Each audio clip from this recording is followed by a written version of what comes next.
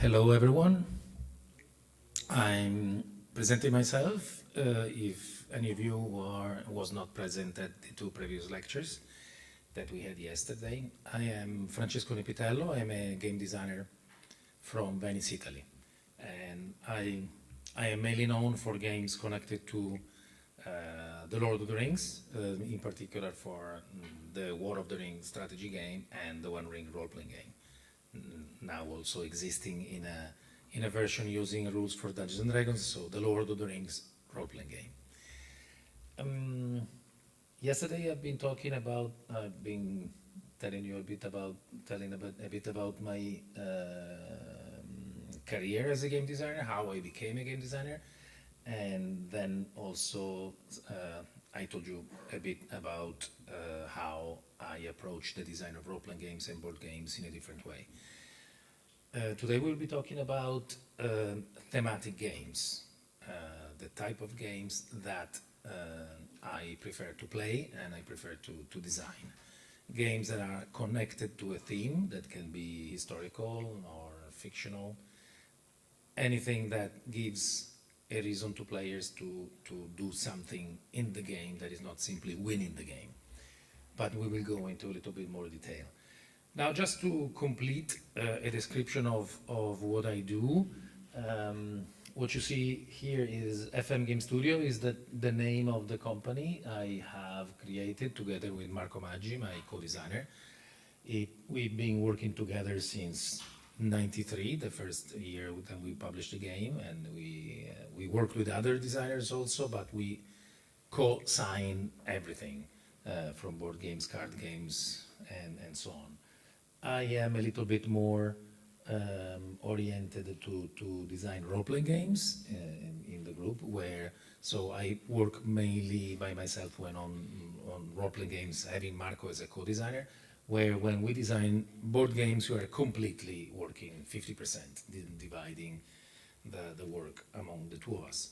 Sometimes we need more people, very often we need more people. I mean, every project requires a lot of people to be completed, and I am also only referring to the design part of creating a game.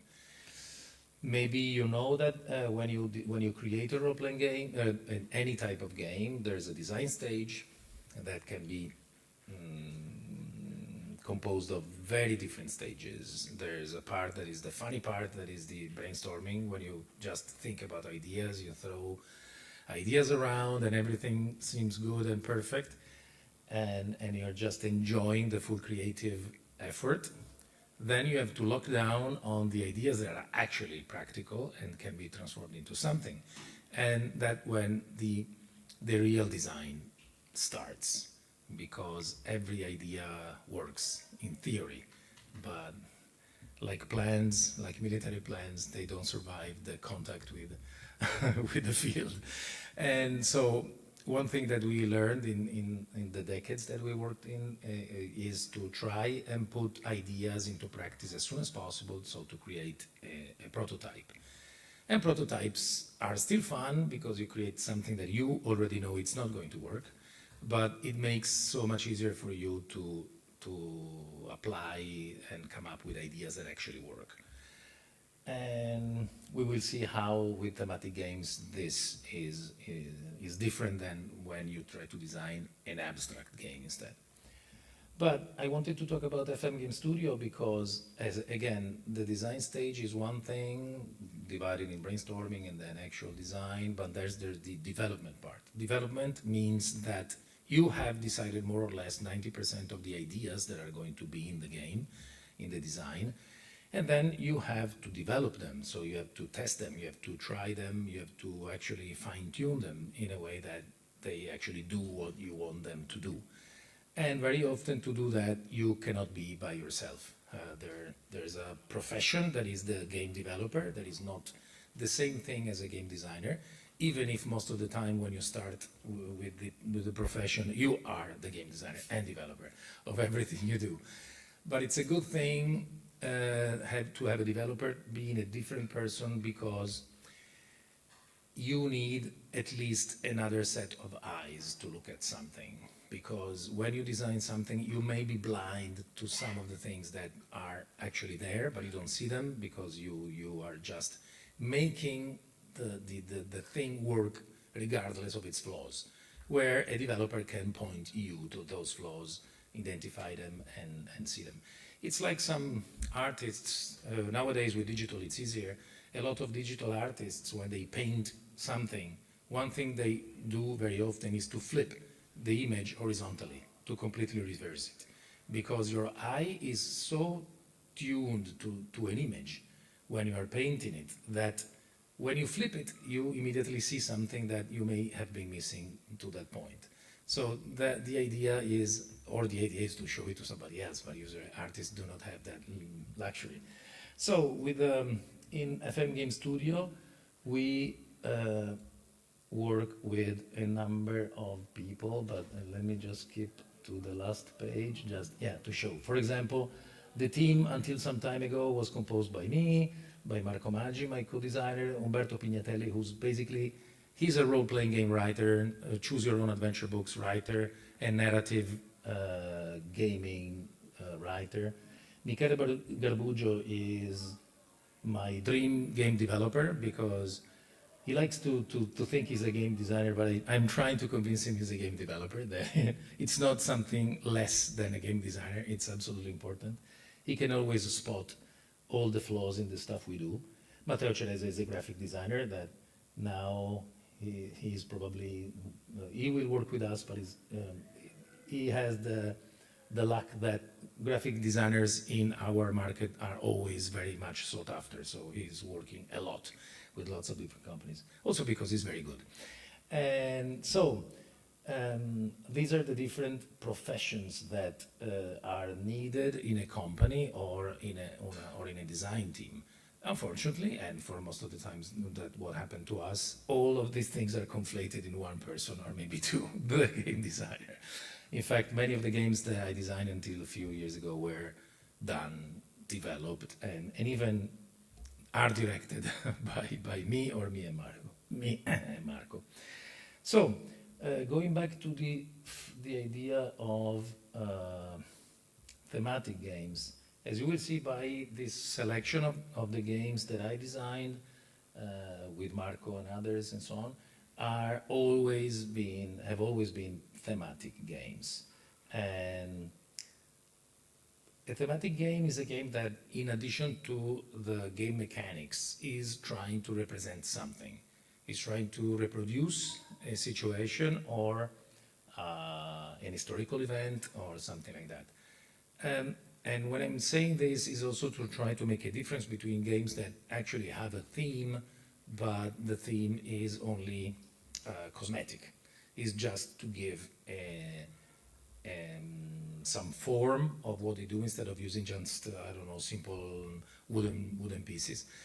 Just make an example. One of the games where the theme is almost purely aesthetic can be set of chess.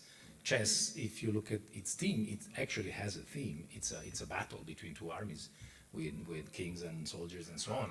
And all the pieces even have thematic moves based on the idea that you have of those pieces. But that's mainly cosmetical because all the focus on the gameplay it's purely mechanical, and of course doesn't detract to the excellency of chess and also abstract games. But I'm talking about what I really like, what I really look for into games. So for me, a game needs to have an interesting theme. I would rather play a game that has a mediocre mechanic, that is mediocre in the gameplay, but it is able to reproduce its theme well, rather than play a good game that has a weaker theme. Then, of course, there are exceptions, and there are exceptional games from the point of view of the gameplay that I would play even if they had a theme I'm not interested about. But in general, I tend to orbit around, to be attracted to games that tell me something. So when I'm looking at new games coming out, what I'm looking for, it's always the theme. So my second look goes to games that already had taken my interest with their theme, either because it's historical or because it's a book I was interested in, or because it's a subject that is approached in some interesting way. So I ended up designing games that have that characteristic. And another thing must be said about what comes first in a game. Are the rules the first thing that have to come into the mind of a game designer, or is the theme the thing that comes first? That's simply just a matter of taste, a matter of design philosophy. There are a lot of designers that work first on the mechanics, and they work for a long time simply on the mechanics, and then the theme becomes, it's just a secondary thought, and usually is the theme that is tailored around the mechanics. So they think about, okay, I have this game that works this way. What theme can be paired to it in the best way? Sometimes it's a marriage that works very well, that makes the game even better because the theme reinforces the gameplay. But sometimes it's just a decoration and may not even matter if the game is good enough. But in my case, I'm in the other design philosophy school, let's say, where I start from the theme. Maybe it's because I always designed games with a heavy theme, a complicated theme. Whether it is The Lord of the Rings or Dune by Frank Herbert, or even Marvel Heroes, or H.P. Lovecraft, or Conan. Every time it was a challenge to fit the elements of a story into the gameplay. And what I did was to work extensively on examining the theme to find out, to isolate what would be the fundamentals, the elements that made that theme peculiar compared to another story. And then, in the second moment, once I have found what are the elements that are more important to the story, I start to try and come up with mechanics that fit, that are able to recreate that. Now, one thing that is missing from this list is Dune, and I actually wanted to talk about that because Dune, if you have read the books, or at least the first book, or seen the movies by Villeneuve, the story of Dune is particularly challenging when you try to create a game or to do something else and not simply reading the book, because a lot of the story in Dune happens in the head of the characters. It's just thoughts of the main character, Paul Muad'Dib, thinking about what he has to do with this prescience capability he has to see the future. Something that is sort of a blessing and a curse at the same time. So there's not a lot of events going on that are described firsthand in the story. A lot of these things are just told after the fact, where, for example, in The Lord of the Rings, Tolkien was much more specific in. Dune is here. I forgot. Tolkien was much more specific in creating rigid timelines of events, so it was easier for us to try and reproduce the story in the game. In Dune, we had to dig deep into how to represent the story, and eventually we had to do one thing that is usually a good suggestion they also give to students when they have to create a final thesis, when, at least in Italy, you have to do a final treatise as your final exam, and they always tell you, start small. You have to focus on something really small so you can be specific. Don't try to be too wide. And so what we did with One War for Arrakis, we isolated what it's called the Desert War, the conflict when the survivor of House Atreides, Paul Muad'Dib, is in the desert together with the Fremen, and he starts a sort of guerrilla war against the Harkonnens dominating the planet. So we didn't try to reproduce the story from the beginning that sees a coup by the Harkonnen against the Fremen and all the politics outside the planet and all the intrigue. There are other games that have been very successful on the theme of Dune that approach the story in a different way from more of a distance. We decided to zoom in and recreate the conflict from very close. So that eliminated a lot of things that left us with recreating the conflict, recreating the differences between the two factions facing each other. Luckily, we already designed a very asymmetrical game that is the War of the Ring. War of the Ring was already a game that put the free people that were far weaker from a military point of view and Sauron with the Shadow Armies. And here we had the same thing. We had the Fremen hiding in the desert, potentially being less powerful than the Harkonnen that were dominating the surface. But they were attuned to the planet. They knew how to exploit the desert power of the sandworms. I hope you know the story, or I'm spoiling it for you. But anyway, I'm not telling you who won, but at least in the game you get to decide who wins. And in the game you have exactly this incredible asymmetric situation where as the Fremen you only have a few units on the table, everything is just hidden. The Harkonnen player has lots more units, but doesn't know exactly your power, your distribution of power along the planet. You as the Fremen player, you know how to use sandworms to your advantage, so the power of the planet to your advantage. And also there is this thing that it was difficult to represent, that is the capability of Paul Muad'Dib to see the future. So we had to create a whole different path to victory for the Fremen player in the form of prophecy cards. There are sort of visions that Paul Muad'Dib has with conditions that you as the Fremen player, if you're capable to get them to actually do what the cards tell, you are actually realizing the future that Paul Muad'Dib has seen. At the same time, the Harkonnen player tries to squash you with his military units, try to prevent you from doing that. So all this is to say that what we do is exactly to do this. It's to do a thorough study of the subject at hand and try to isolate what we want to appear in the game, and we try not to forget something that would be immediately apparent to somebody who's reading the books or seeing the movies. The same thing happens when you try to create a role-playing game based on a theme. And for example, it happened to me back in 1993 when we designed Lex Arcana. That is a role-playing game set in an alternate Roman Empire and in a world where magic exists. And so we had to imagine how magic could have affected the world as it was in Europe and in the Roman Empire at the time.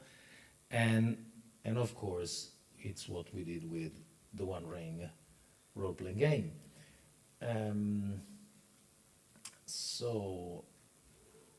The difference, I was hinting at this yesterday, that the difference between handling a theme in a board game is different from handling a theme in a role-playing game, because in a board game you're trying to give the players the possibility to play the same story several times in different ways, because we are basically hoping that the audience, the players, buying that game, they want to play that story. They are there to see, to be able to live the War of the Ring. So what happened when Frodo was trying to destroy the ring and Sauron was trying to take over the land.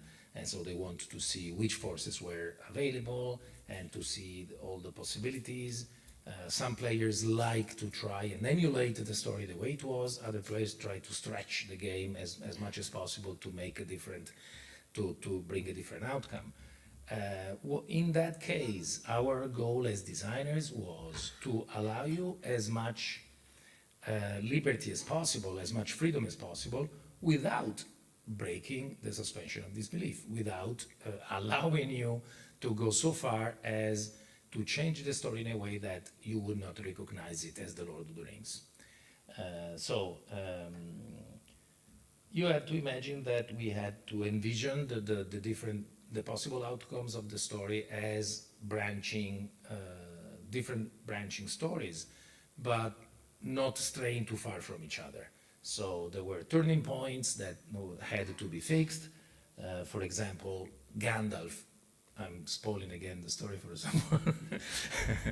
Gandalf would have to transition from the gray to the white at some point, but potentially, maybe not, but there had to be the possibility. It could be because of the Hunt of the Ring or because of the Balrog, but we had to give this option to the players to make it happen, but to make it happen in very different ways than it was in the books.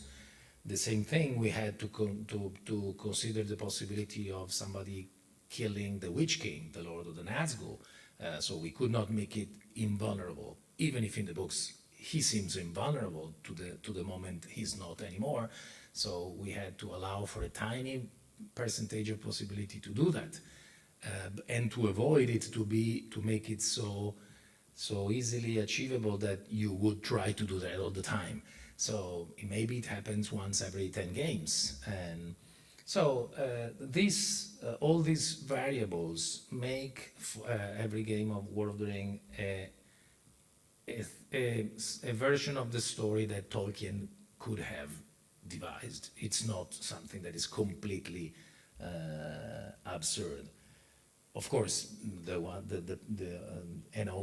have the options have to consider the possibility of one side winning or the other. So that's, of course, makes for a very, very big difference from the books.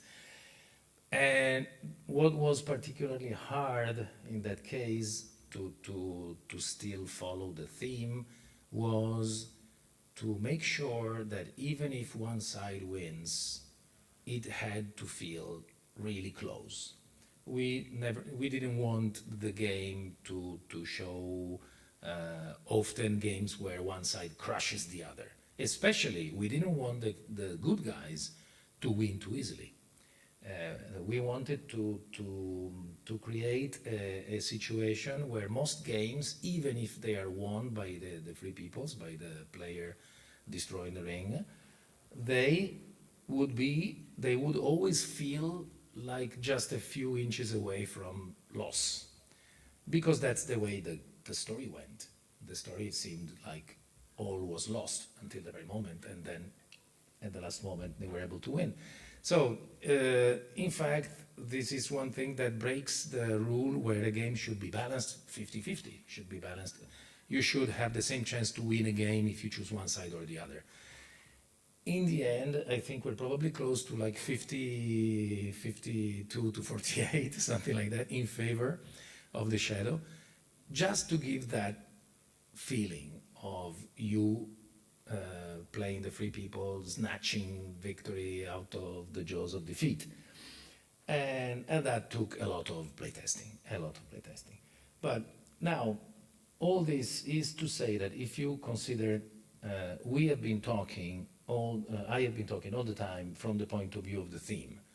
I haven't barely touched the consideration of the game as just a sum of its mechanics. Once I've been asked if War of the Ring was still a good game if you took away the theme, the War of the Ring story. And I felt the question to be completely out of place, because there's no War of the Ring without the story. I mean, even if I think that after a few decades, when we designed War for Arrakis, the Dune game that has some similarities to War of the Ring as far as the mechanics go, we demonstrated that the mechanics were good enough for, even if the story was different.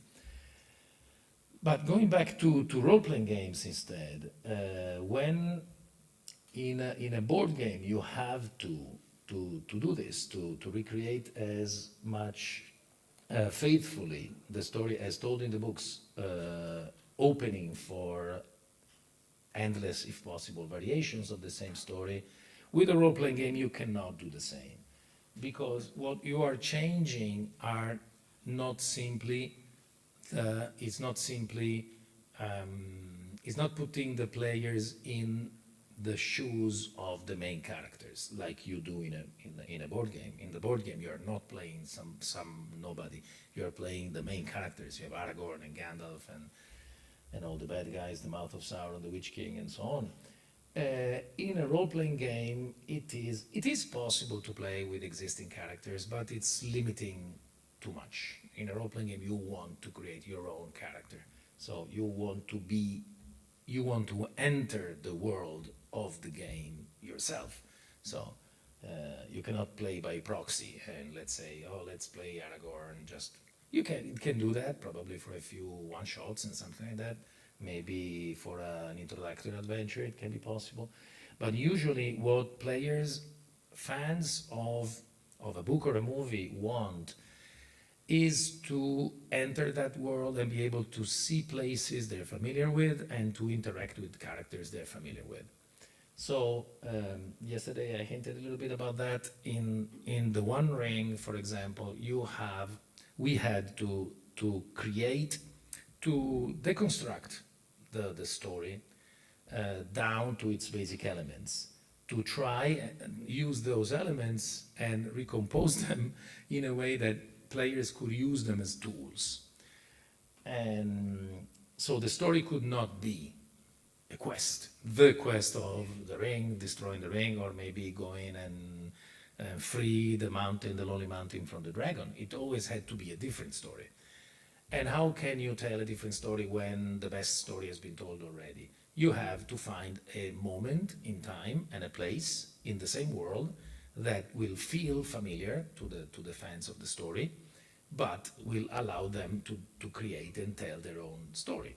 So the choice behind the One Ring was to set the game between The Hobbit and The Lord of the Rings, and it's a 70-year span of time, so a long time, that Tolkien describes, luckily, a little bit, not too much, and there are not too many details, but enough for us to be able to create a whole game around it.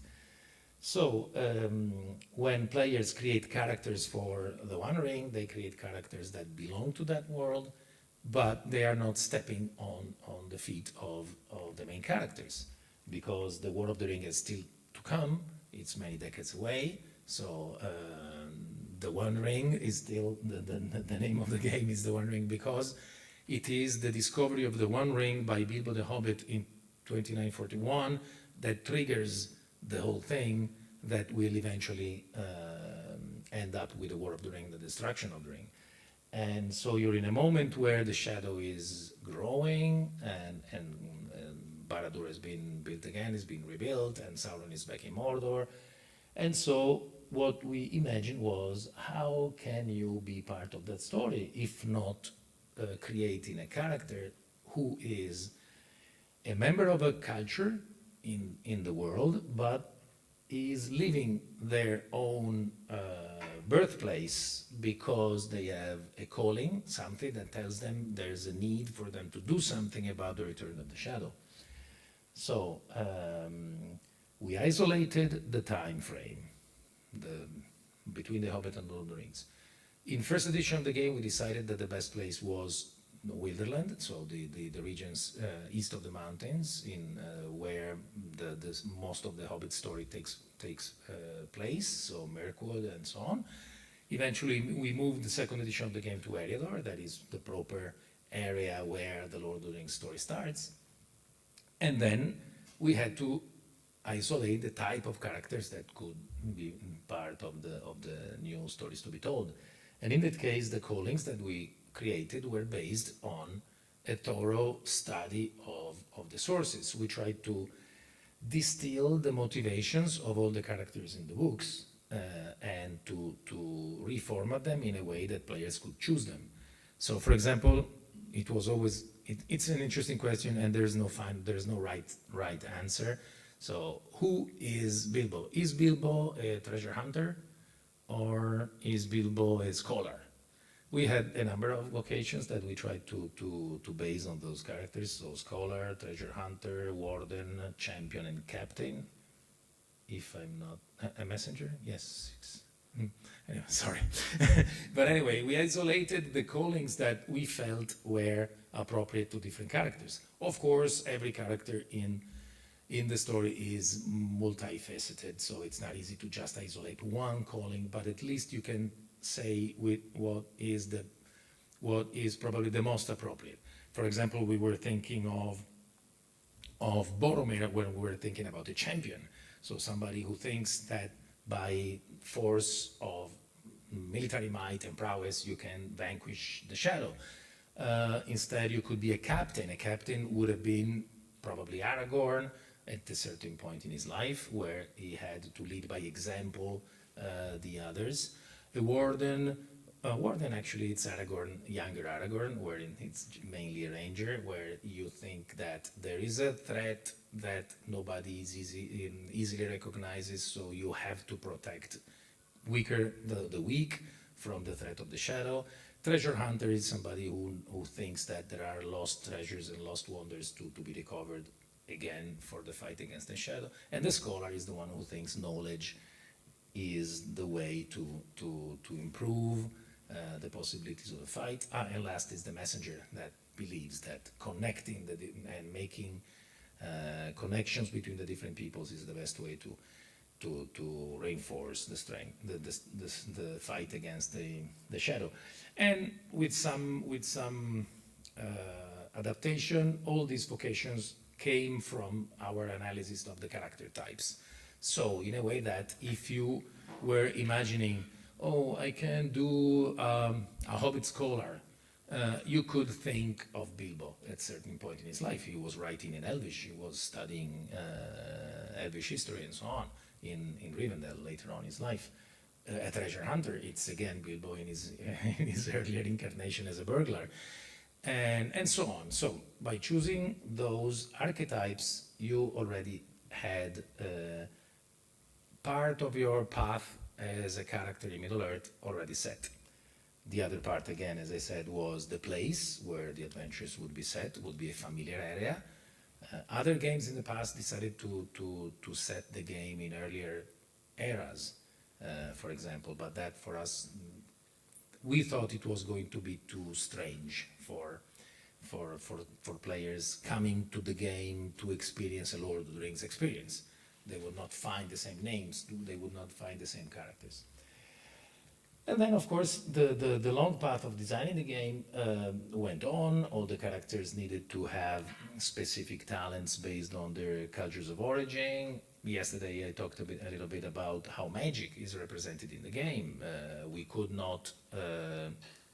I decided that we could not have magic in the game as you have in most fantasy games with wizards and spellcasters, because spellcasters are a very specific and very special type of character in Middle-earth. They're not even human, and so to preserve the fiction, the integrity of the fiction, we could not have them. But then again, Middle-earth is a magical place, and so how could we do that? We gave in some innate talents, so to most of the character types that feel at least magic to the other cultures, because they don't know. A hobbit finds it very easy, very familiar to be able to disappear. To a man or a dwarf, a hobbit disappearing is not exactly, feels like magic. And especially a lot of elven talents feel magical to humans and so on. So we have lots of talents, and that was one of the probably most difficult things to do, to come up with many different talents that didn't feel just like, +1, -1, +1 to stealth, -1 to this. They had to feel a bit like magic. So they had to really break the rules in a way that felt special. They could not be, in many games when you try to deconstruct things like magic in familiar elements in gameplay, you sometimes don't realize that by using the same system to do everything, sometimes you have talents that are supposedly completely different from the point of view of the fiction, but they are very similar from the point of view of the game mechanics. Because if I don't know, a magical sword gives you +3 to hit, and my keen eye gives me +3 to hit, is the same thing. So there's no difference between the two. So one of the things that we tried to do was yes, we had to be consistent as far as the game mechanics go, but the first effect of reading a talent should feel special, should feel really peculiar to that character type. And then of course we that's of course with the role playing game, the probably the most important thing is to be successful in creating the character types. Again, in a board game you have to feature the main characters and allow you to use them in different ways. In a role-playing game, you need to have characters that feel somewhat similar to the characters in the books, but need to have their own identity and their own abilities. Of course, in a role-playing game, it's a harder job to let go of the control as the game designer. Where in a board game, in a thematic board game, I am giving you the players, I'm giving you a limited number of options. You're not going to be able to do anything you want with the game, because the game, you cannot break the rules, you cannot invent new ones. And this means that where on the opposite, in a role-playing game, you cannot see all ends, because we're trying to tell different stories. In a board game, it happened a lot of times. It happened that we found strategies that we didn't expect, because of course you can play test the game as much as you want, but you're not going to play test it so many times as the people will be playing when the game is out. And so eventually we had people challenging the balance of the game, for example, of ordering. Every once in a while, people came up by saying, oh, the game is broken because I have this unbeatable strategy. And then it's 18 years now that War of the Ring is out, and nobody has yet found the unbeatable strategy. So it's always just a strategy that was not predicted until that point. Then when you know it exists, you can prevent it. So luckily, so far we did our job well, and we gave you a lot of options, but not as many options as to be able to break the game. With role-playing games, you are a bit like a parent that eventually have to trust their own sons and daughters. You cannot have rules that prevent them to do what they want. So you just try to teach them how to approach reality, how to approach life in a way that is going to not to be harmful to them. And so in a role-playing game, you do the same thing. A designer is giving tools that are safe as far as the integrity of the game world is, but then you cannot prevent players to use them in ways that you didn't want them to. And so nobody can prevent players of the One Ring to make fellowship companies of all Dunedain or all Noldor elves. They can do that, even if we put a lot of stops in the game to prevent you to do that, mainly based on the sources. We didn't want to just say, no, you don't have to do that. We just gave you reasons not to. For example, in the One Ring, there's one rule that is called the Eye of Sauron that is especially used when your campaign goes closer to the War of the Ring, and it's the visibility of your company to the enemy. And it's exactly the reason why the Fellowship of the Ring was composed of 9 people, and 3 of them were hobbits.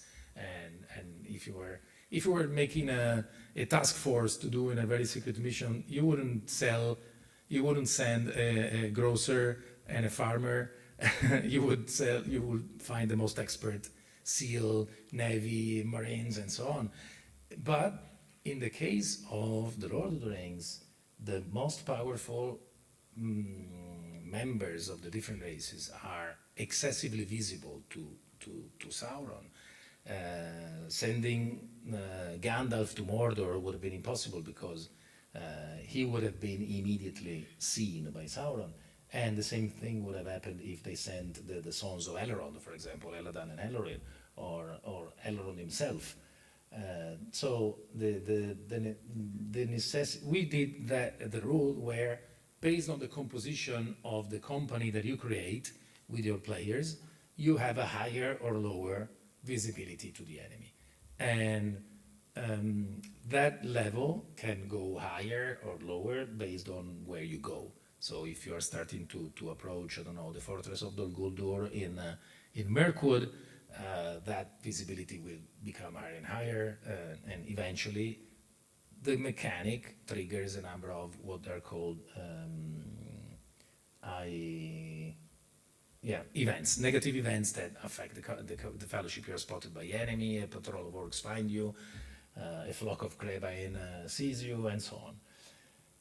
And so, again, we are giving you these tools and with limitations, with a lot of words of caution, but in the end, it's up to the players to respect the integrity of the sources and the theme.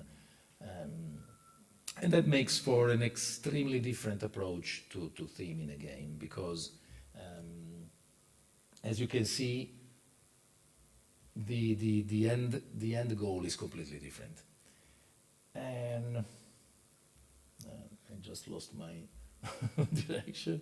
The same happened with all the other games, even if the theme is not as involved or detailed as the one of the Lord of the Rings.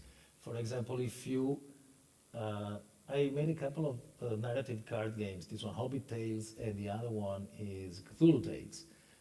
Both of them are thematic games aimed for players to create stories in the vein of games like Once Upon a Time, where you have cards that you play to create stories collaboratively. In this case, it's a bit less a collaboration. Actually, one player is the narrator in turn, and the other players are playing against him. So in the case of Hobbit Tales, it's hobbits telling stories in an inn. It's very much inspired by the first chapters of The Lord of the Rings, where you see these hobbits at the Green Dragon Inn. In fact, it's called Hobbit Tales from the Green Dragon Inn, where they tell stories about supposedly having seen giants in the North Moors and so on. So you don't care about canon in this case. It was interesting because we could break our own tenets of not breaking canon in the thematic games, because these are hobbits telling stories in front of a beer. So who knows if it's real or not. So it's up to the players to be as creative as possible and inventing whatever. I mean, in the tales of Tom Bombadil, you have talking badgers and walking trees and so on. So it's probably our game based on The Lord of the Rings and The Hobbit, where players are allowed the more freedom of all. And we had a similar approach for Cthulhu Tales, where instead we wanted to give players a way to create stories that felt authentic in the tradition of H.P. Lovecraft. And in that case, in The Hobbit, the other players, when you're telling a story, are playing accidents and adversaries, basically. It's like when you're telling the story, okay, I was walking by the river. Oh, is that the moment where you found that the Willow Man was awake? And they play you a card with the Willow Man. In Cthulhu Tales, of course, they tell this. The approach is similar, but the idea, I think, had a better result, because Hobbit Tales is very fun, but in Cthulhu Tales, you are an inmate of an insane asylum. So the stories you're telling is how you ended up there. And by the end of the game, you want to be the one that is considered to be more sane than the others. And so you're trying to convince people that you're not crazy. But of course, the other players are playing you really supernatural events and so on that can make it very hard for you to convince them you're not insane.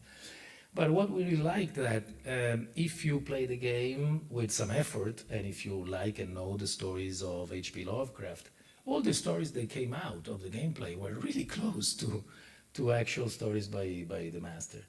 And one ways that we achieved that, for example, was that you start the story from the end because you're in the asylum, so everything already happened, and you are pushed by the game. You are told by the game that you have to start with some sort of cosmic elaboration, some thoughts about the futility of human life and so on, because that's how the vast majority of stories, a lot of stories by H.P. Lovecraft started, with people by saying some generic considerations about life, and also they start from the end. So when somebody is already almost dying, or in a hospital, or in an asylum, and so on. So again, these two games already show again my propensity to give a lot of consideration to the theme more than to the gameplay itself. It doesn't mean that the gameplay sucks, but we try to give people coming to one of our games that is a fan of the theme something for them to appreciate more than just the gameplay. I would say that if you're looking for a good game, for the sake of its gameplay, there are many games that are done by amazing game designers that probably are better than mine from that point of view. What I'm hoping that if you're a fan of H.P. Lovecraft, for example, or of Tolkien, if you come to my game, or Dune, or even Age of Conan, but that's out of print, if you like one of those themes, you will find what you like in those themes done in a very appropriate way. I think that before I start on another path, I would like to see if there's questions from you. Sure. Yeah. I wonder mostly what you mean by themes. For me, it seems like you mean atmospheres. Okay. For me, I'm also a teacher, so I'm like, themes for me in The Hobbit, for instance, would be how the normal people are challenged to go out, and why we need the hobbits is not because they are hidden, it's because they are not corruptible. Yes. As the outfit is like, what is a theme, and who does find that theme? Is it just your game designers? Are you asking literature people? Yeah. Like, what is a theme, and how do you find it? Yeah, I wasn't very specific on what I meant with theme. I meant, as I said in the beginning, there are themes that are simply cosmetic, as I was telling. So it's just the flavor of a game. So it's a card game that can work with any sort of thing. But maybe you find that if it's a pirate theme, so you just have cards with showing pirates and cross and skulls and so on.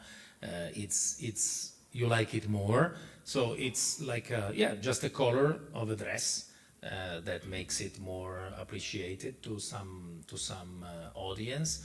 What I'm talking about is instead a literary source or a specific intellectual property, like the Lord of the Rings or Dune or Marvel Heroes or Disney. You theme like a message or a vision. You mean it? The message. The message and the mission is absolutely vital to me when I try to recreate the theme, because you're right, you can do a game on the Lord of the Rings that uses it just as the color, because you can do a card game that is any card game, and in fact there are many card games that use the brand of the Lord of the Rings just as the color. So you on the cards you see depictions of the characters, but the game could work perfectly well without them. It could work with just numbers on the cards. In that case, it's just a decoration, it's the color. And it could be pirates, it could be the Lord of the Rings, could be Disney, could be Marvel Heroes, could be whatever. What I mean is a game that tries to represent the theme exactly in the things you said. So the vision and the message It tries to convey the message. In in the Lord of the Rings, for example, the One Ring role-playing game, one of the main elements there is the corruption. Again, is the fact that you are playing characters that are exposed to the possibility of seeing their spirit corrupted by the fight against the shadow. And one of the important things in the game, I think, is that corruption is not like an external force. Only it is, because in the Lord of the Rings, we have evil incarnate. We have a dark god. It's not simply a world like ours where bad things are made by men exclusively. Uh, in in the Lord of the Rings, there is evil incarnate, but the main mechanic, the corruption of the mechanic of corruption in the game also shows how you may be tempted to do bad things and be corrupted by them. In fact, what I described before was the calling. The reason why you go adventuring in a game like the One Ring, it's because I'm a captain and I want to lead people to victory. The downside of that is becoming a tyrant, is becoming, I want to force people to do what I want because it's the best idea. And How do you decide what the thing is?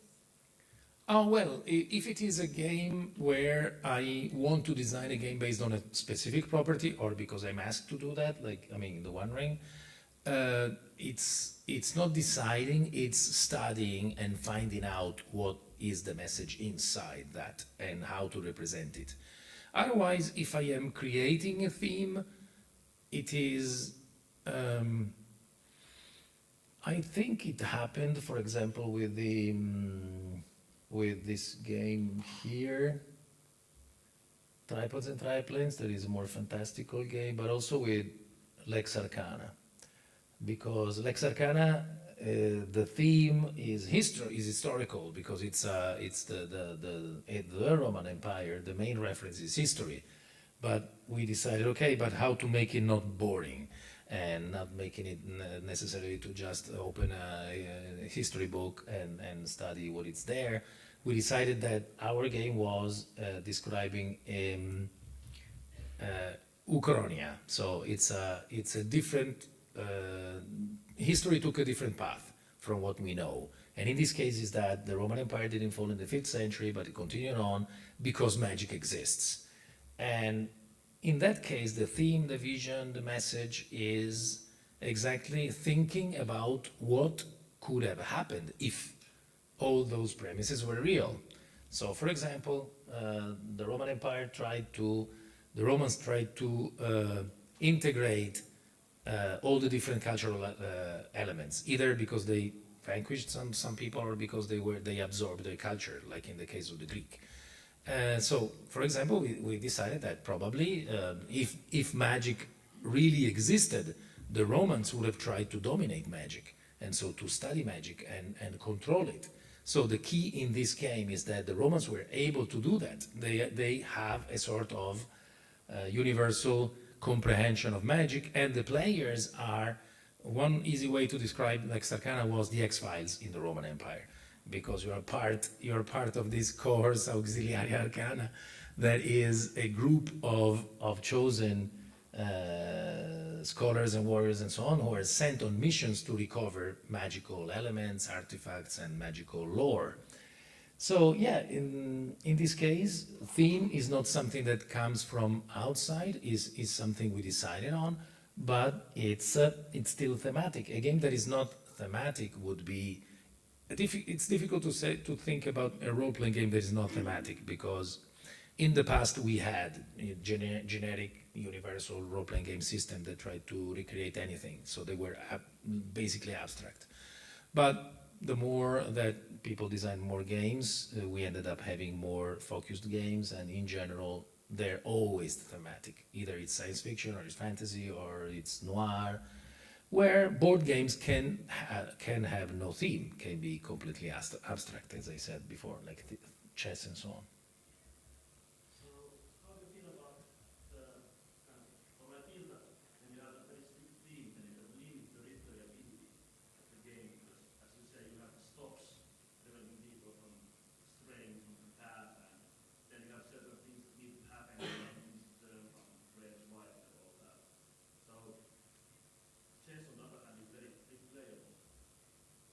Yes, the challenge is that's exactly the challenge. The challenge is to make a game that follows a path, but at the same time, it's not always the same path. So far, again, 18 years and counting, World of the Ring is not considered a resolved game. Nobody is publishing books saying, okay, you should for the first 8 moves, you should do this and that and that. For example, we achieved that using a game mechanic that at first sight is very random because you have a number of action dice in the World of the Ring that tells you what you can do in a turn. So you roll the dice and you look at the icons on the dice and that's what you can do. You cannot do everything else. That's what you can do. But the strategy in the game is to be able to use those resources in the best way possible in a game. It's a bit like comparing chess to backgammon. Chess is extremely more strategic than backgammon because backgammon relies on dice. But if you play a game of backgammon at 23 points, not simply one game, it becomes strategic and a lot strategic, especially also involving some psychological element. But so the World of the Ring is the same thing. It's a game that, since it's a long game, the variation of dice results tends to even up. There can be a freak event, but normally it's not. And so normally the best player wins. And but that differentiation of results forces you to do different things every time. You cannot open the game in the same way all the time. Oh, if you're Sauron, you have to do this and that and that. No, it depends on the roll of the die. And that creates different avenues to the story. You can have a card in your hand and you can play immediately, but then based on the dice, you play it more later, and that means a different event. Scusa.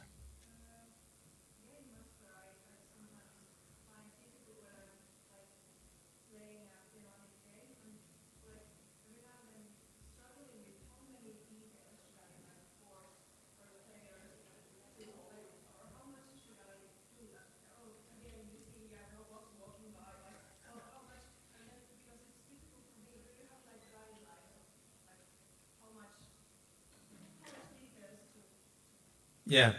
So how much you have to be detailed when you're GM in a game, when being the game master? Yeah. Yes. Yes. Well, you are touching one of the problems with a game like the One Ring that makes it a less played game rather than Dungeons and Dragons, for example, apart from historical reasons. But it's a standard fantasy game is easier to play because there are less limitations. So when you're the game master, you're not thinking about the story to tell, you can come up with basically anything. Okay, I want to imagine a flying ship, a flying boat that arrives in a village and robotic conquerors comes out and you have to fight those. It's fine. With some effort, you can have that in a fantasy game. You cannot have that in a Lord of the Rings story. So you have a lot of limitations for the game master in which stories you have to tell. But the thing that should make the GM life easier in any thematic game is that the theme is shared by all the people around the table. So you shouldn't worry too much unless you have somebody who's completely a stranger to the game. They don't know anything about the story. So in that case, you have a problem because you have to provide them the groundwork elements to be able to appreciate the story. But that is valid for any type of game with some sort of historical background. If you play Call of Cthulhu in the 30s or the 20s and you don't know anything, you should at least have seen the movie of gangsters to be able to appreciate that. Otherwise, you're not able to imagine anything. With Lord of the Rings, luckily now the movies are super popular. But in any case, I think that if you think that all the people around the table share a common knowledge of the world, you should avoid to give too many details. Hopefully, you also will have players that will be a little bit proactive, that if they're curious about something, they will ask you. Because yes, otherwise starting to list things and be very verbose in describing something can be really boring. So you should try to aim for the main things, for the core visual elements of a scene.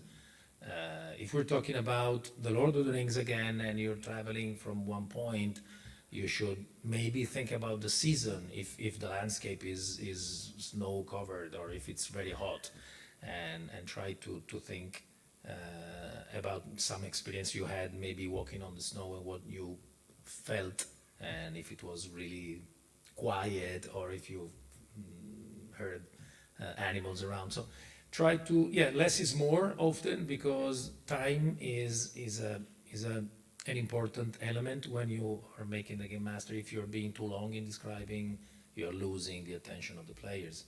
So hopefully your players will help you out by asking if they're missing something. But yeah, I mean, the GM's work is really hard if you have just players sitting there waiting to be fed information like little birds. Hopefully they will be asking you something.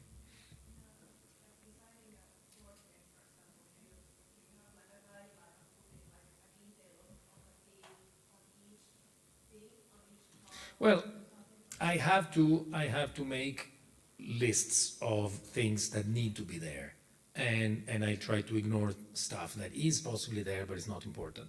Yesterday I was mentioning for the One Ring, for example, that even if most role-playing games have monetary systems, like the way currency and the worth of gold and stuff like that, I didn't include it in the game because it is not important in the economy of the story of the books.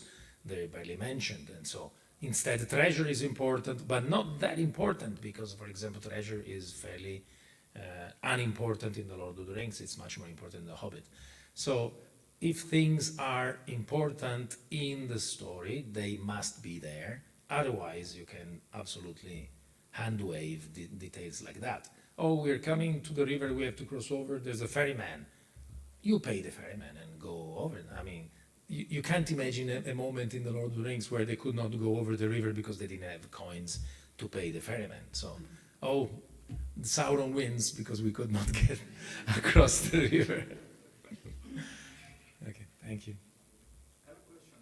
How do you approach and at which stage of the game development the balancing of it is a war with World of the Rings? How do you approach it? Yeah, balancing is interesting because balancing a game, so making every player in the game able to win the game with the same possibilities of all the other participants, is of course super important, because a game can be amazing, but if you lose all the time, you're going to throw it away, even if it was a fantastic. I'm not the best player in that case because I really like to participate in a game. The War of the Ring, for example, is designed in a way that even if you lose the game, something good, you achieved something good. Maybe you resisted in a siege, or you killed some bad guy and so on, but you lost anyway, but okay, but it was epic, okay? But not all games last so long as War of the Ring to be able to give the players good things to do even if they lose. So sometimes winning is super important, and balance comes later.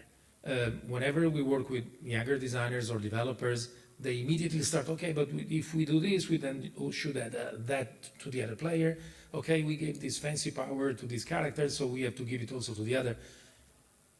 Calm down, because now we have a nice thing given to this player. It's unbalancing, okay, let's continue on, and then eventually we will balance things out. So first you try to have all the ingredients in the recipe there, and then you start taking it out because it's too heavy on sugar or whatever. So you do exactly that. You put everything you think it needs to be there, and then eventually for the sake of balance, you start to take it out. But that takes probably more than 50% of the time of development. When you know the game is stable, you play test the heck out of it to make it balanced. But it needs to be stable. If it's not stable yet, balance is the last problem you have. Stable means that it works. You're sure about the vast majority of the mechanics. I remember that we had a moment with War of the Ring where we had already a mechanic for the hunt of the ring that I don't know if you know, but the game has two types of dice. It has dice with icons on them that are used to know which actions you can do during the game, and then you have regular dice for combat and for the hunt of the ring. So, for example, if you pass with the company, with the fellowship, with the ring bearer, you pass, you move. Every time you move, you can be hunted, and you can be spotted by the enemy. In the beginning, we had this idea, and we really liked it, that we use the same dice that you use to determine actions. You would roll them because you put some of them in the hunt, and you would pick up those dice and roll them because those dice have an eye on them. One of the icons is an eye, so if you roll eyes, that's the hunt. And that was perfect, but the problem was that those dice could not allow us to modify the results, so it was always 1 out of 6 possible results each die. We had to cater for changing, to make a harder hunt, or an easier hunt. And so we had to go back to regular dice for the hunt. And we almost had a rebellion with the players because they loved the other version. But that was completely impossible to balance. And so we had to sacrifice something that felt very flavorful, but balancing at that point needed to be struck at a specific point, so we had to renounce it.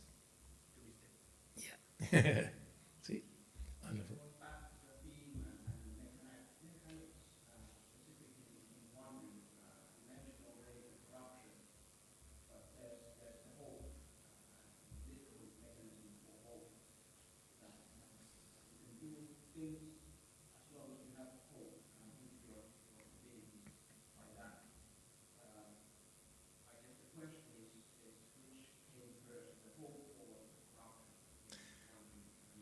So hope is one of the elements in the game, as corruption is in the One Ring. What came first? It's interesting you mention hope now, because hope is absolutely a balancing factor in the game. Exactly to achieve, to give a player playing a hobbit or a player playing a Dunadan or an elf, one of the elements that puts them on the same level where they absolutely are not, if you consider the source material, so the books. It's hard to say that Sam Gamgee could be as tough as a dwarf or an older elf. And hope is the answer. Hope is the answer that hobbits, they demonstrate throughout the story that they are almost unshakable in front of all the adversities. It's part recklessness and it's part hope, but the reason why they didn't flinch at the possibility of joining the Fellowship of the Ring in the Quest of the Ring was because they hope. Hope means that you are confident in the positive outcome of something.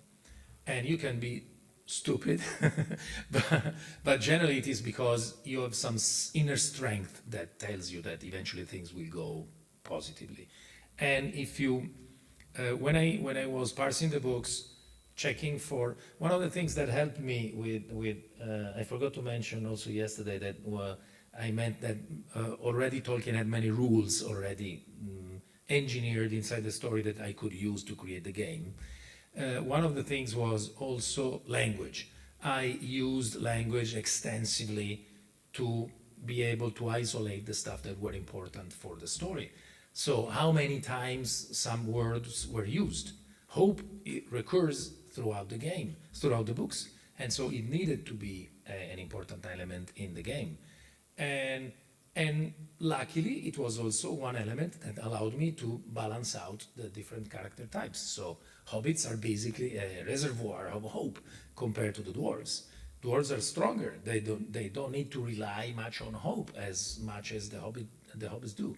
But so they approach and they can overcome different challenges in different ways, based on hope or based on strength.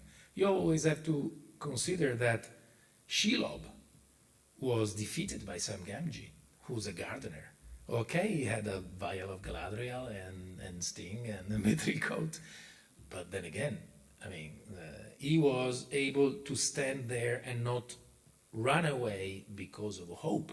and because of his fellowship focus, that he was Frodo. That's one of the rules in the game. So, yeah, it was one of the difficult things to represent in games like role-playing games, where normally the balance of power is extremely different. If you compare a Dungeons and Dragons 35th level character to a first one, if we were applying the same scale to the One Ring, Legolas is like, I don't know, 25th level, and Frodo is first, so impossible to compare. So we needed a different set of rules to represent those characters.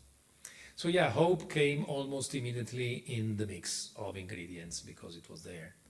I always like to tell the story about the choice for terms, and in the One Ring, your characters in the game, I have 3 defining characteristics that are strength, heart, and wits. Strength, physical strength, and also dexterity based on Tolkien's interpretation of strength, because, for example, he says that Legolas was immensely strong. You don't think of that immediately, but he meant physical prowess. So strength, heart means courage and the spirit, and wits is your capability to be smart and quick and so on. And those 3 terms, strength, heart, and wits, come exactly from Tolkien, because there's a moment where I think it's Gandalf telling Frodo, you will need all your strength, heart, and wits to overcome. And so when I saw that, I said, okay, those are the 3 characteristics I was looking for. Physical, mental, and spiritual. So, but luckily most of them come. I always like to hear, just a second, when players come to me and say, oh, I read again The Lord of the Rings to a higher appreciation because I found so much stuff that I play in the game and I find it in the books. Of course, it's not by coincidence. Yeah, to sort of continue with that, you talked about distilling the themes and the flavor and the language, using the language and the words used in the source, sort of like your things. Could you further elaborate on that process and like how do you start looking through the source material and what do you do and what do you do first? What is that process? Yeah, both in War of the Ring and the One Ring, it happened the same thing, that every word you find in those 2 games, especially the One Ring, but also in War of the Ring, all the card names, for example, all the card names in War of the Ring, and we have dozens of them, event cards and so on, they all have a title, and all titles are from the books. So every gaming element in War of the Ring is taken directly from the books. So what we did when we were creating event cards in the game are played in different ways. You can play them as combat effects, so you lose them when you make a fight, but they usually describe a specific situation that is taken from the books. So War of the Ring is, on one side, is a simulation game, so it simulates warfare, but on the other side you can play cards from your hand to a distinct effect that echoes elements from the story. And so that's a very direct, very blunt way of reproducing the theme in a game. What makes it less blunt, makes it more subtle, is the fact that you are not playing those cards exactly in the way they are described in the books. You use them to create similar episodes. So you have episodes that sound right, they sound appropriate to the story, but not in the same place, not in the same moment, not with the same character. So, for example, you have cards that allow you to create scenes like Eowyn killing the Witch King, the beast of the Witch King, or the Witch King himself. But you can do the same thing, but maybe it's Boromir, or maybe Boromir dies in a siege instead of being killed by orcs in another place. So you have situations that are not reproduced verbatim in the game by mixing the same ingredients. With the One Ring, it's even more clear because I tried to avoid any term that is not in that is not in the game. So if you look at the character sheet, for example, all the name of the skills, all the name of the abilities, everything is directly taken from the books. And that was a long work of starting maybe with a list of skills that would be appropriate to the game, but then finding out that Tolkien never uses, I don't know, I don't remember now, but because I'm 99% sure that if you take any of the terms on a character sheet of the One Ring and look for them in the Lord of the Rings or the Hobbit, you will find them several times. Because we found out that the language is absolutely vital in reproducing a theme. If you're playing a science fiction or a cyberpunk game, you need to be using the cyberpunk lingo to evoke the mood. Otherwise, it's like going to a theater piece and seeing somebody making I don't know, a Greek tragedy, but using modern terms. It's fine. I mean, it can be done, and it's a different interpretation. But if you're trying to reproduce in the closest way possible the thing, you need to use the right terms. And I also did that because I, of course, of the love of Tolkien for words. He would possibly use maybe an archaic version of a term rather than use a more modern one. And so I tried to do that. He tried to avoid French words that are part of the English vocabulary, just because they are more modern in relative terms compared to Anglo-Saxon words. And so I tried to do the same in my, of course, a small tribute to the work of Tolkien. And that meant parsing the books and underlining and reading again and checking and so on. So, going a little bit back, you were talking about balancing and other ingredients that go in. What is your metric to say, okay, it's done, let's go to the game?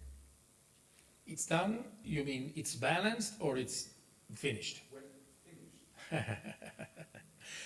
That's super hard.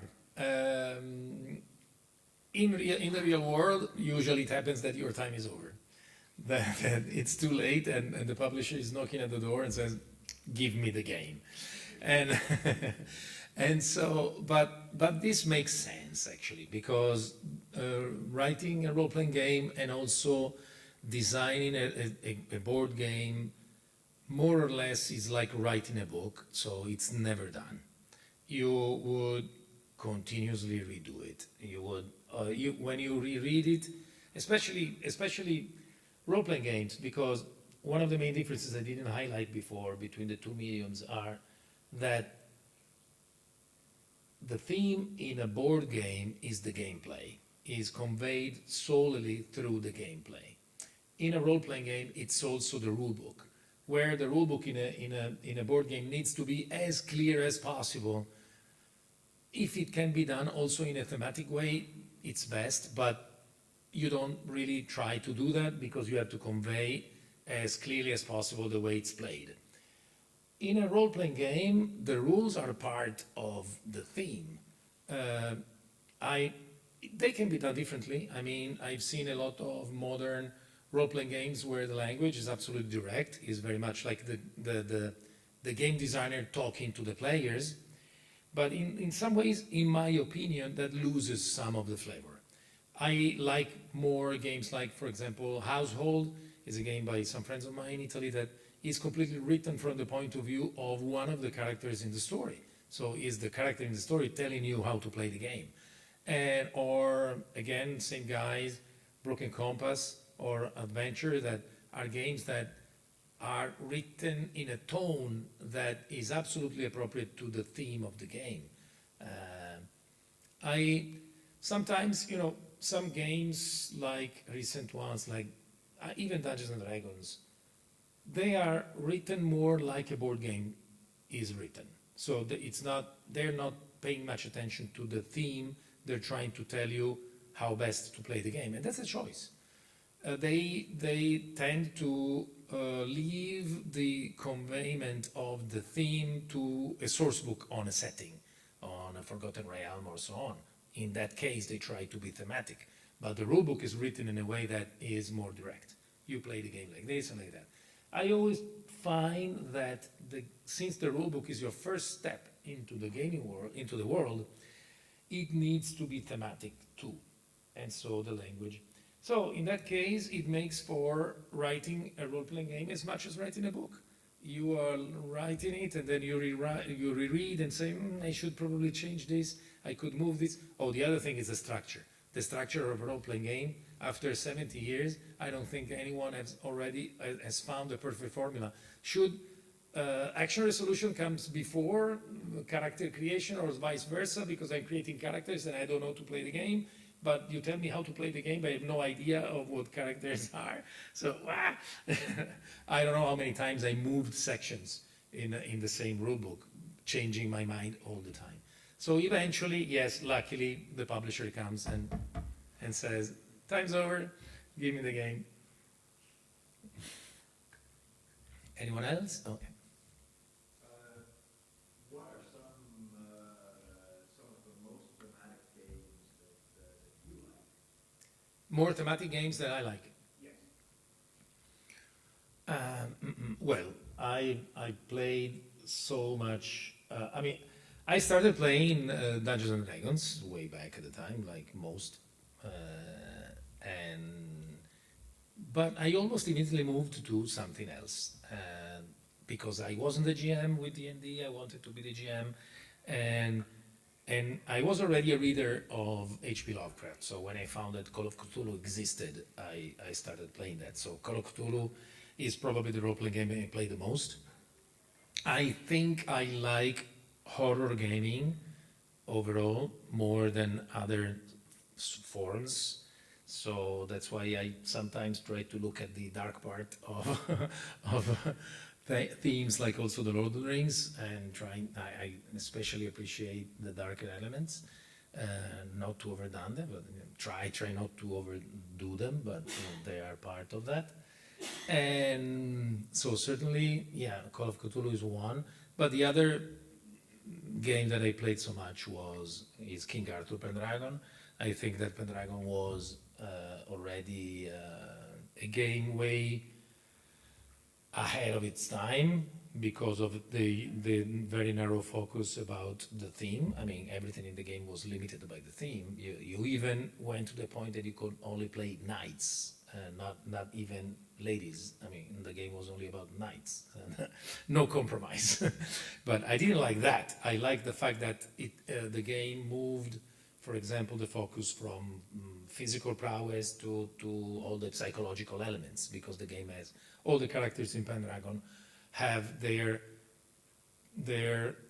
psychology dictated by virtues and vices. So is a character wrathful or lustful or caste and so on, and that pilots gives you hints how to role play the character, and especially those things have an effect on the gameplay as much as temperaments and characteristics determine the fate of characters in the books. So yeah, those two games are for sure my absolutely favorite games, and I played lots, so but those two are sure. Oh, it's good.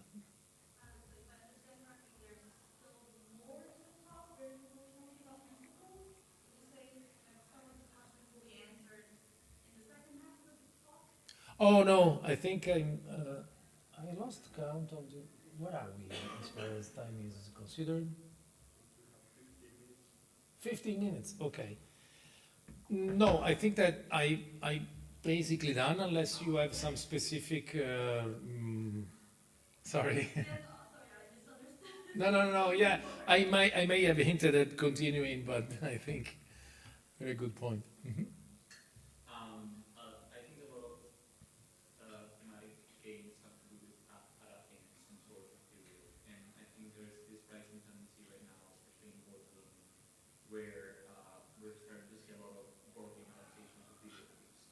And when you go to a video game, when you do a game adaptation of a game, suddenly you have this component of the theme that kind of extends to the mechanics. And even though here maybe I'm not necessarily seeing a lot of it,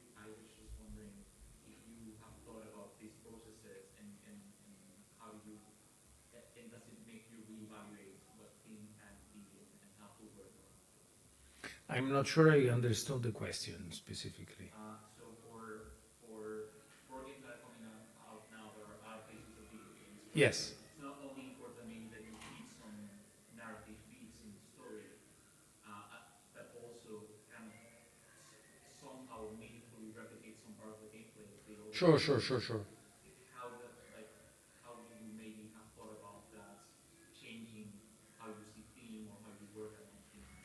Well, I've never adapted a computer game to a board game, so I've never tried to really think about that. But I wouldn't probably approach it in a different, in a way that is different from what I did so far, because in that case I would approach the elements that make the computer game to be absolutely the parts that make its theme. Unless the game is Tetris, it certainly has some depth to the theme, and so there will be things to be reproduced. I am sometimes worried of these types of adaptations because I feel that computer games are a very different type of medium. So I'm always hoping that whoever does an adaptation from a board game tries not to simply do what the board game or the computer game did and replicate it from a tabletop point of view, because first I think it's a losing battle, and the second it's because, okay, I already have the computer game, so it should go beyond. I can make you an example actually, because I forgot. With Simon, I worked on the Assassin's Creed role-playing game, and I was the conceptual designer of the game, but I wasn't the lead designer. I made the concept, and I was the creative director behind it.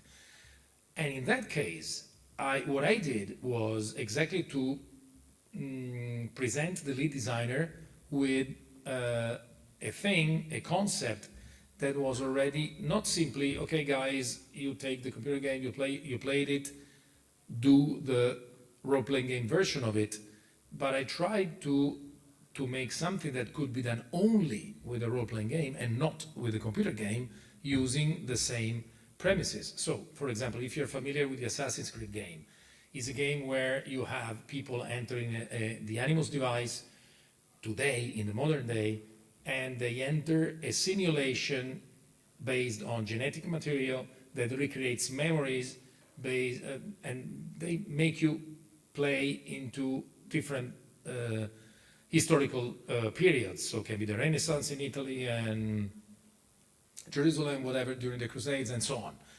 But they're all simulations.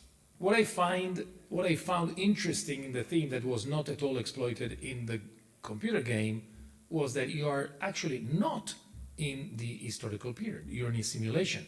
Yes, I know that the computer game takes that into consideration, but not that much. In the end, you just play in the place.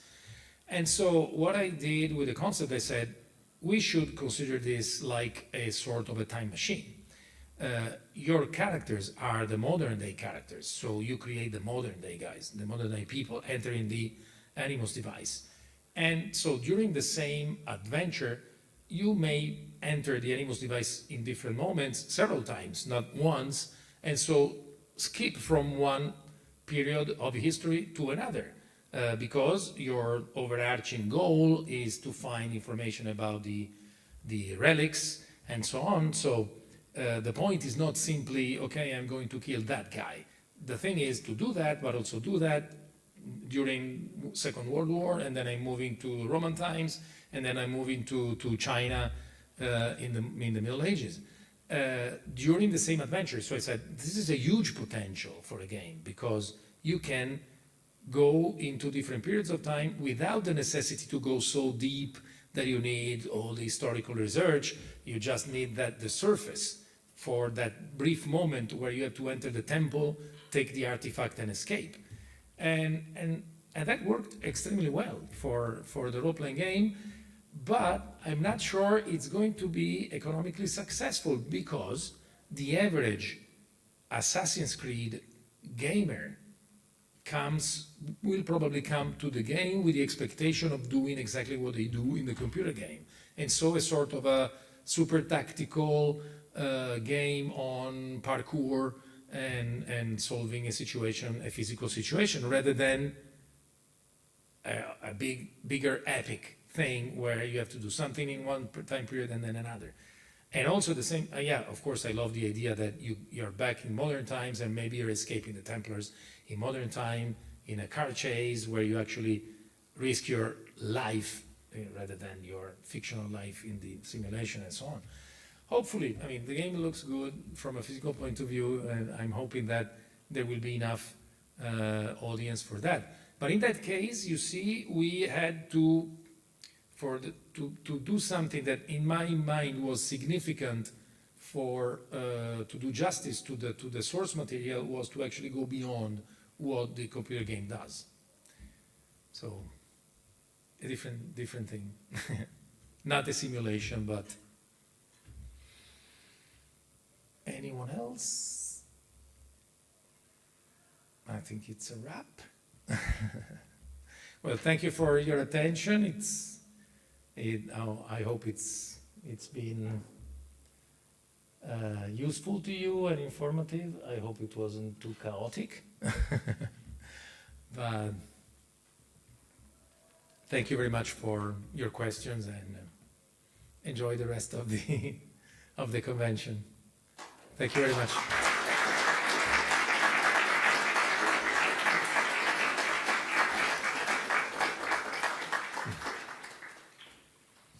Okay.